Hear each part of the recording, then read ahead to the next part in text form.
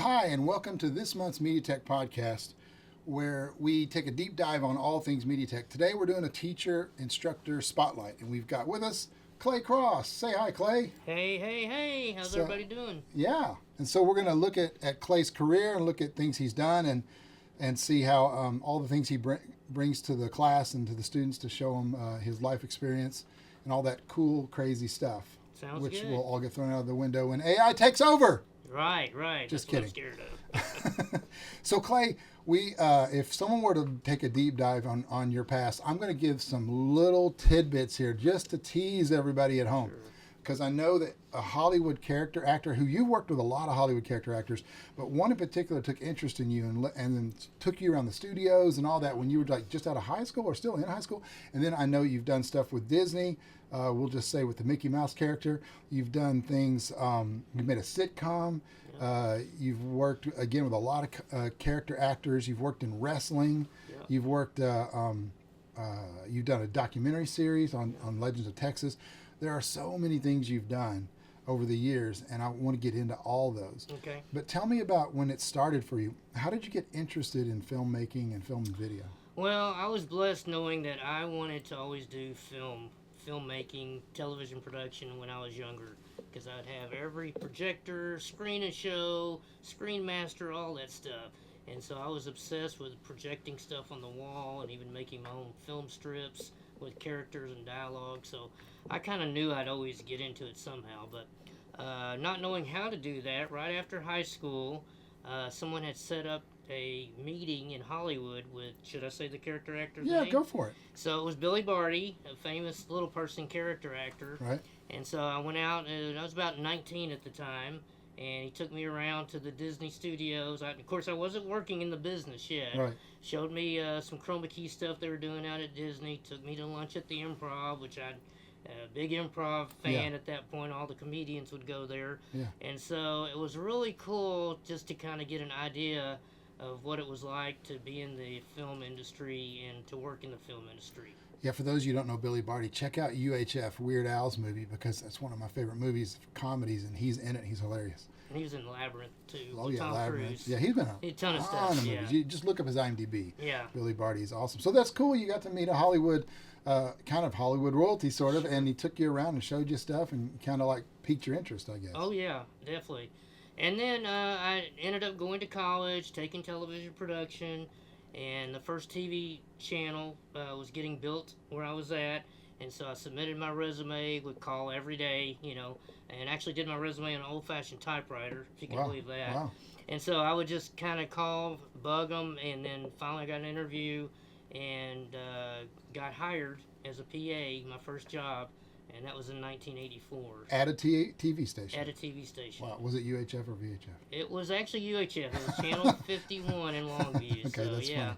Yeah. That's hilarious. So you were working there. That's pretty awesome. So you're working there while you're in college? Yeah, so I ended up picking it back up, finishing college, working at night in the news, and so I was working full-time and then going to school about 3 or 4 days a week. So, and got my degree. So finished out and got my degree. That's cool. So from there, where do you go? How long do you work at the station? When do you move on to other things? Yeah, so I worked there about 2.5 years. Of course, I was from Dallas-Fort Worth, or I am from Dallas-Fort Worth, so I wanted to constantly figure out how I could get back up in the area from East Texas. And so I was constantly, after about a year, trying to figure out what contacts do I have, how can I get in, of course, submitting resumes and all that. Didn't really have enough experience to get hired on in the Dallas market. Right. Dallas market, for those who don't know, is one of the biggest markets. If you're going to be in anything, especially at a TV station or news, you have to work at small markets to get to the Dallas market. It takes a while. I have another friend who did this as well, and it took a while. Exactly. So the reason why I was able to come back up, it was about 2.5 years after that when I started, is some people were starting an automotive television network. Okay. Independent production. And so they got hired on, my elders got hired on, and I told them that I wanted to come back and work in the Dallas market. And so they presented me with an editor job. I'd done some editing at this point, and they gave me an editor job at this automotive satellite television network. And so I was able to move back to Fort Worth at that point. That was around 1986. So back then, editing would have been what we called linear editing, Yes. right? Were you editing on 3/4 machines or Beta SP? Yes, 3/4 inch machines at that time. And then when I came to Dallas, it was still 3/4, and then we transitioned to Betacam SP. Right. Probably about 2-3 years later. Right. So yeah. And students today, you have it easy. Boy, I tell you, online editing is yeah. Night and day difference. Yep, Wouldn't right. even understand how to do it the old way now. I edited together the demo reel for what became Jimmy Neutron for those guys at DNA. And they sent out there, and I was doing that linearly, and it's just like, so nervous, so nerve-wracking, because it's almost like programming a computer.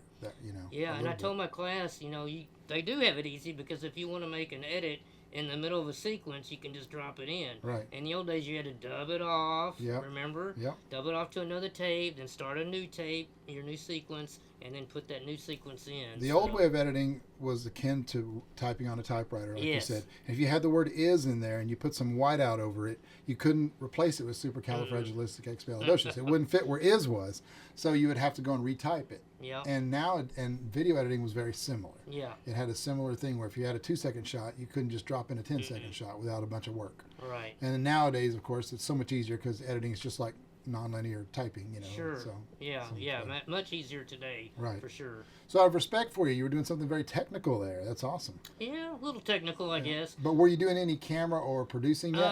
Not really doing. No producing. That's where I wanted to go. Right. But wasn't given that opportunity yet. So I was editing, and may have done a little studio camera, but not definitely not field camera. Me being kind of small stature, and if you remember, all the camera outfits at that time were huge. Oh yeah. So I did go out and did one field shoot with a guy, and I took my Apple box and was able to get it done. But just for a remote running gun news, there's no way I could have done it. Yeah, it would have been tougher on you. So you were in the editing side, but you eventually moved up. And so, what happened with this automotive network? Did it become a bigger thing? It became a huge thing. They ended up having, I think, 15 networks altogether, and it was all industrial type things. Yeah, they had fire network, police network, all kinds. Yep, IRS even. Yeah. Hospital stuff. So yeah, they had like 10 or 15 different corporate networks. Did you do work for all of those networks, or did you just particularly automotive? I did. Well, of course, started with the automotive and worked a little bit in the law enforcement.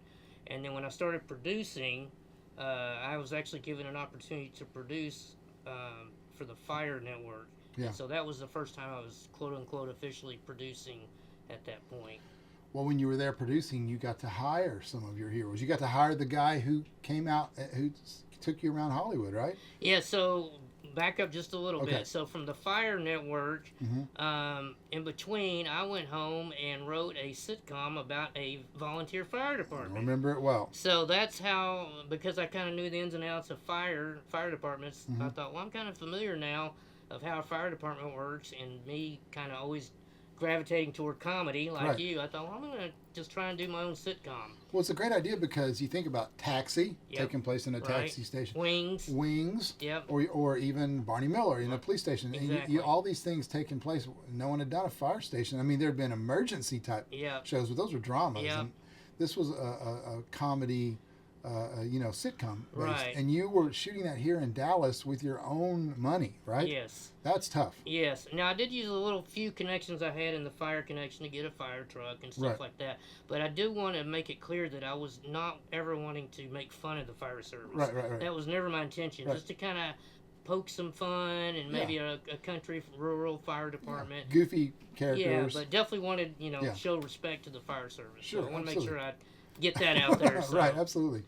Well, that was fun, because I remember working on it with you, and that was a cool thing that I was kind of very impressed that you took on something as big as a sitcom on your own.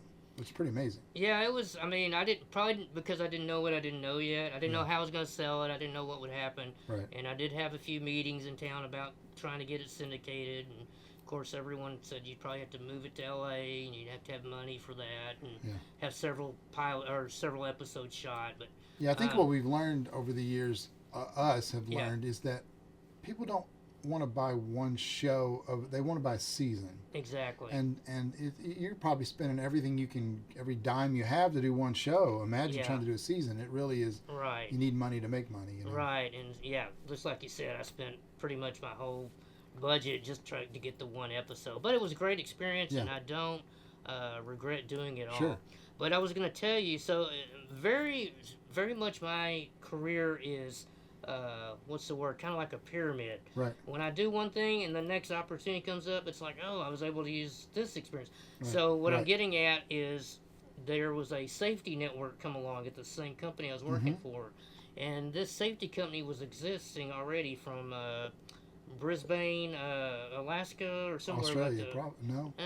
It No, was, Alaska. Okay. Yeah. I think it was Alaska, but anyway, Sure. they were doing like crime scene drama, but kind of it was more or less industrial safety, but they were able to do like little film scenarios Yeah. and kind of poke fun. And so the guy that he hired me because he like said, "You did your sitcom, you would be perfect for this." So that's when I got into those type training, and that's when I get to hire some of the celebrities you were talking about because I did driving safety and okay. some of that stuff. The important thing is though that you taking on doing that sitcom led you to this job. Yes, exactly. Okay. And so it's just kind of funny I had done that, Yeah. and then that led to the next opportunity for me.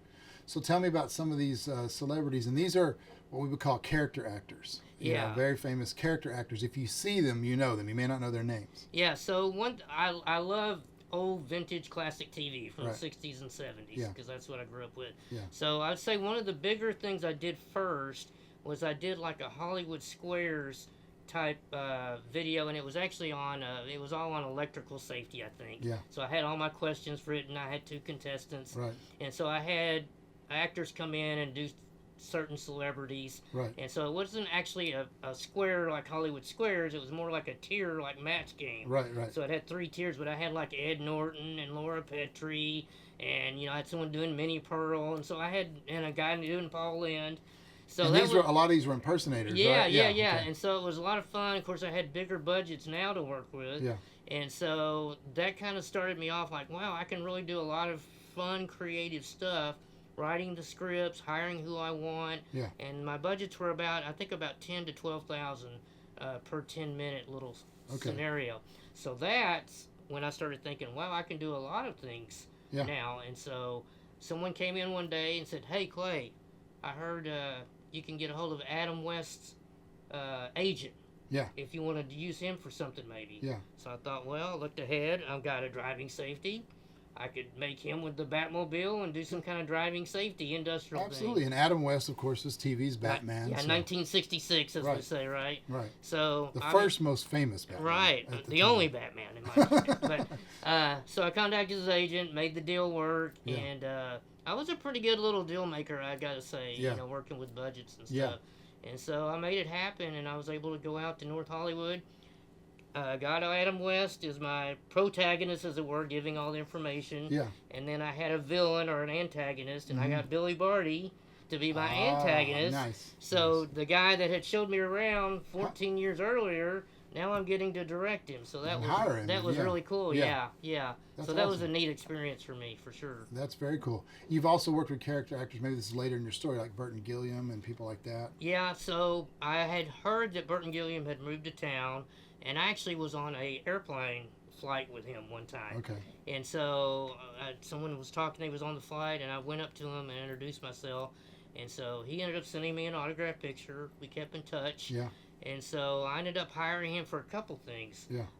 First of all, I had a, a boutique production house Right. had opened. So I invited him to come over and be there for the open house, Yeah. which I was most gracious he did that. Yeah. Then I ended up doing some commercials for my company Yeah. and asked him if he would be in those, one on Western. Yeah. And he did. And so he met us out at a Western town and did a commercial. Yeah. And then I'd say about 6-7 years later, I did a magazine type show called Legends of Texas, and I ended up hiring him as my host. Oh, cool. So Awesome. yeah, so he's a great guy. He is. I mean, he worked with me on Shtick Man. He was awesome. Yeah. Really cool. Really very gracious to, especially to Texas filmmakers. He's very Yes. very gracious, which is awesome. Yes. So you were doing you were working at the net, doing these network things or these different fire and automobile and safety and things like that. So then from there, where do you move on to? Well, I was going to say, let me back up just a Okay. little bit, because this year, now we're talking, we actually fast forward till about 2008. But if I go back to about 1990, Yeah. I was heavy into the acting on the side, stage acting. You're right. And so Walt Disney came to town, Right. and they were looking for character actors that could kind of dance and Right. animated and that kind of thing. So I went ahead and auditioned. Yeah. And so they, went ahead and hired me. And Yeah. of course, I had to make the decision: do I want to move Yeah. to Florida Right. and give up my editing job that I Right. had at that time to Right. do this? And of course, being a young person at 25, I think I was, I Right. thought, well, maybe there might be an opportunity to go into the Disney production if Yeah. I go this way.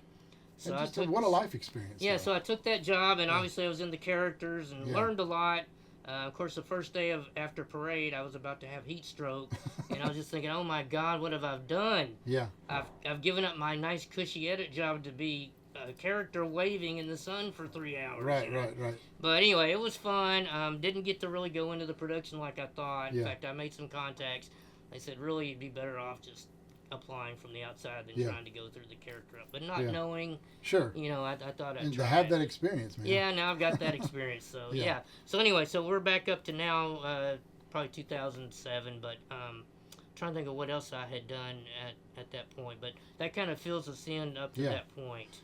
And then you also were always interested in wrestling because when you were a kid, you were into it. So you started doing some wrestling, and that's a lot of acting and things like that on the side. Right. Tell us a little bit about that. So yeah, so that's an interesting story too.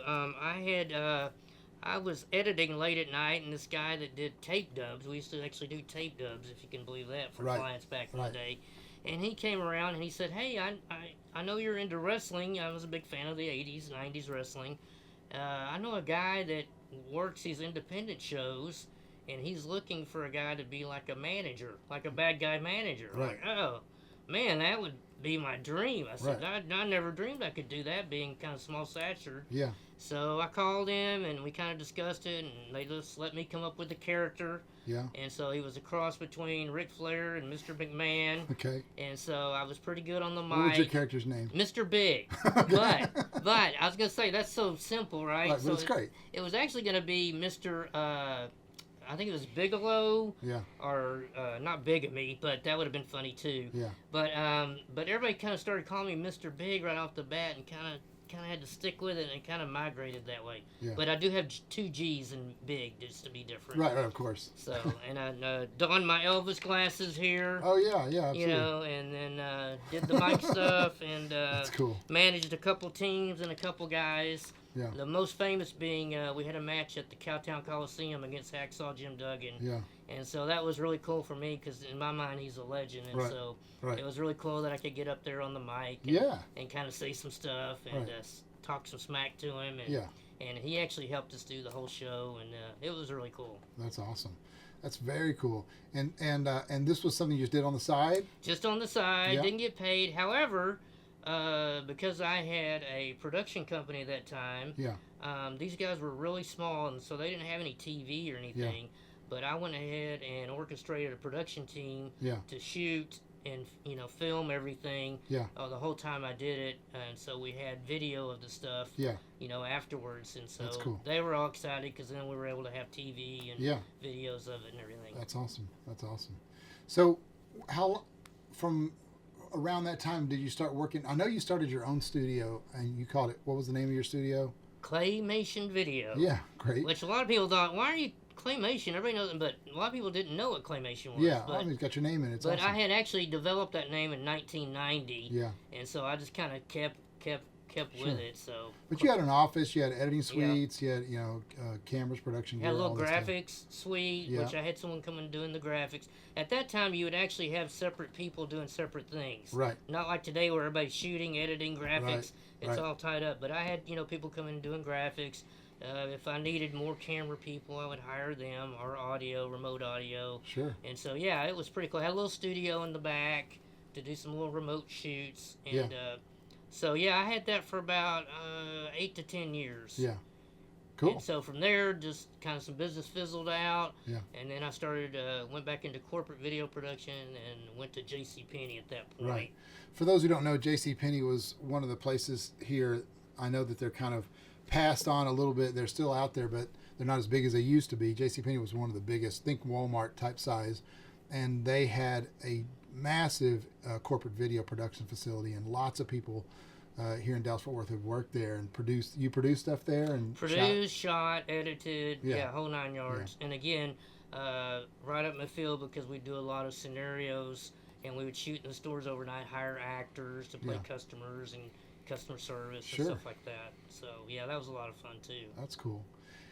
From there, I know you went on and maybe, eventually you also worked for Dr. Phil. You did some work there when Dr. Phil moved to Dallas for a while, for maybe a year or so. Yeah, so that's been kind of more recent. Yeah. And so he did move here to Texas and Fort Worth area, and had some new studios built and this kind of stuff. And he was looking for editors and actually all kinds of crew members. But I ended up getting in and being an editor. They were actually still editing on Avid.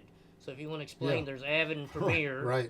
Avid's kind of the first linear I would stuff say that came Avid's out. still popular on both coasts. Avid's popular in some of the Hollywood circles and some of the commercial circles. But the reality is, you can edit on anything. It's just like driving a car. They both get you to the same destination, no matter what software you're using. Exactly. We tend to teach Adobe Premiere these days at the school, but we teach whatever is in use the most. And that since that's like 66 or 68% of the market, that's why we would teach that. But you got Avid, you got DaVinci, you've got all kinds of editing programs out there. But if I always tell students, once you know one, why not learn the others? Sure. You become way more hireable. Sure.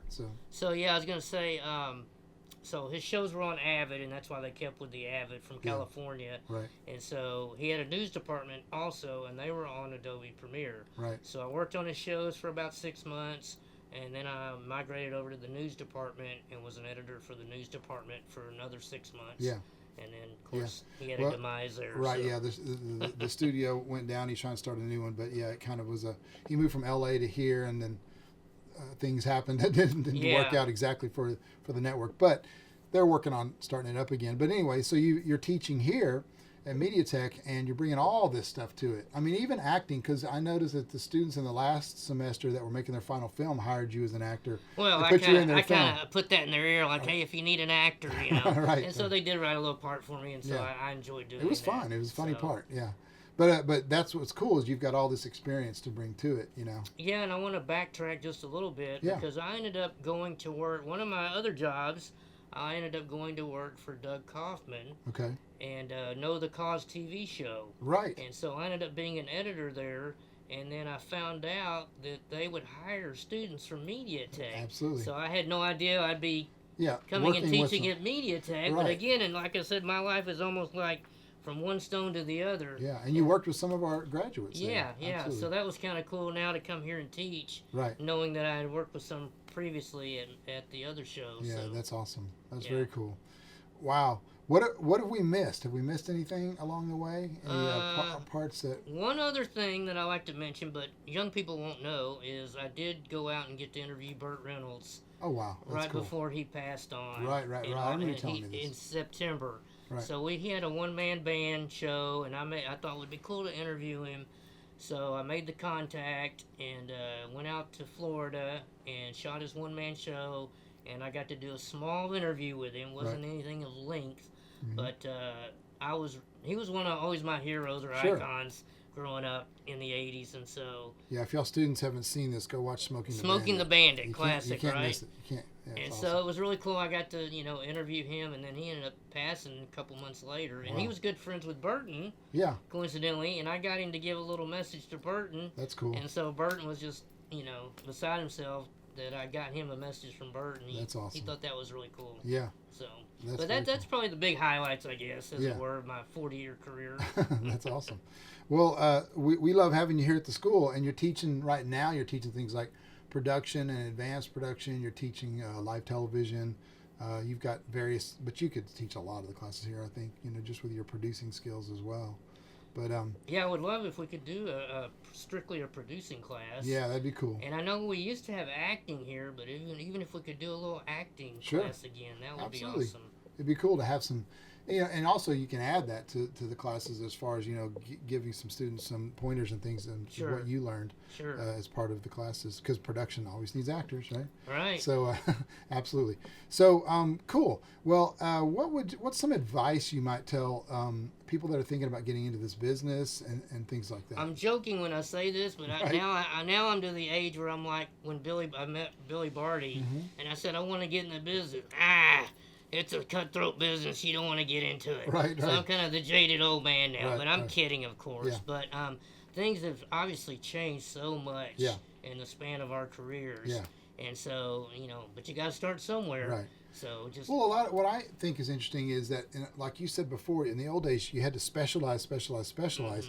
But now people are asked to do so many things, and that's what makes MediaTech such a great school, because our whole thing is to teach like the whole industry. So when you Exactly. come here, even for your associate's degree, when you come here, it's like trying to teach a little bit of everything, right. which allows the students to then figure out where do they want to go. Exactly. Is it a specific thing? Is it more towards the post? Is it more towards the production? Is it producing, directing? And I just think that's a cool way to look at it, a cool way to go for it. Yeah, MediaTech obviously is great because you do get to learn just about every aspect of the film production business. Right. But at the same time, you do want to kind of maybe focus, do I want to be a camera Right. person? Do I want to be remote audio? Do I want to be graphics? Right. You do kind of probably want Right. to figure out where you want to go and be your specialty. Because then once you start getting jobs and get known for that specialty, Yeah. that's what you'll be known for, and that's what people call and hire you for. Right, but when you're fresh out of school, they might hire you to be a grip one day, and Yep. they might hire you to be a script supervisor or a gaffer or something like that. And so you could put to use the things you Oh learned. yeah, the for various sure. things. Oh yeah. I always say that if you know a lot of if you knew about editing, you'd be a better shooter, and if you knew about shooting, you'd be a better editor as to what is needed and what you're supposed to provide. Absolutely. So it makes it a great experience. Yeah. So I think we're going to wrap things up here. Okay. Anything else you want to say to people as far as like either getting into the business or moving forward, your future, anything like that? Well, I don't know what the future holds. Getting Right. a little bit older now, as we Right. all are. But I was gonna say thanks for the opportunity at MediaTek. I'm really enjoying it. Yeah. And anybody wants to come learn film, television, even audio production, come Yeah. on out to MediaTek, and we'll share our knowledge with you, and hopefully get you in the business. Absolutely. So thanks for tuning in to this podcast. We will see you next time. And cut.